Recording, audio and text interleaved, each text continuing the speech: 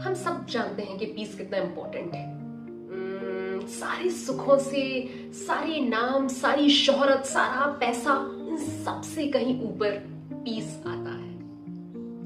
हम सब अपनी जिंदगी में एग्जैक्टली क्या चाहते हैं जब हम कहते हैं कि हमें सुख चाहिए? What do you mean by सुख एग्जैक्टली?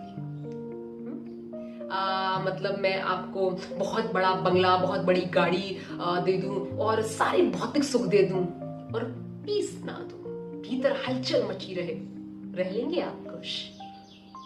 आपका बहुत नाम हो जाए, बहुत फेमस हो जाए, बहुत फेमस हो जाए, पर आपका पीस खो जाए, कॉन्स्टेंटली आपको एग्जाइटी हो, स्ट्रेस हो कि कहीं मीडिया वाले मेरे बारे में नेगेटिव ना लिख दें, कहीं लोग कमेंट नेगेटिव ना कर दें, कहीं मेरे बारे में कुछ भी नेगेटिव शेयरिंग ना हो रही हो, आप खुश रह लेंगे? तो आपका सुख हो गया, आपका नाम हो गया, बहुत आपके पास पैसा है, लेट्स से आपने बहुत एक ऊंची पोस्ट पर जाकर के जो कुछ चाहते थे वो अचीव कर लिया है, पर पीस मिसिंग हो गया इस पूरे प्रोसेस में।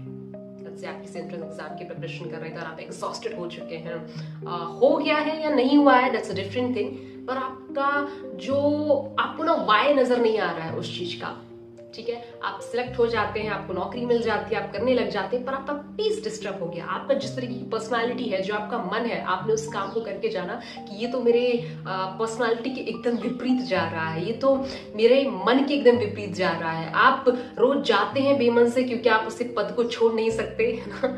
बड़ी शिद्दत से कमाया है, लोग क्या कहेंगे कि अरे अंगूर खट्टे हैं इसलिए छोड़ दिया। ऐसा कहीं होता है? इतनी बड़ी कुर्सी मिल जाए और छोड़ दिया, है ना?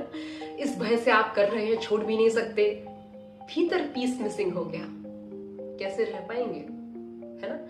तो इन सारी चीजों को पाकर के, इन सारी चीजों के लिए शिद्दत से मेहनत करके ये महसूस करती आई हूं मैं कि पीस सबसे इंपॉर्टेंट है। फिर चाहे तुम चाय की टपरी पर खड़े हो या तुम अंबानी की तरह कोई बड़ा बिजनेस सेटअप करके जी रहे हो, इन दोनों ही स्टेट ऑफ माइंड में स्टेबिलिटी बहुत इंपॉर्टेंट है, रिसोर्सफुल माइंड बहुत इंपॉर्टेंट है, पीस बहुत इंपॉर्टेंट है।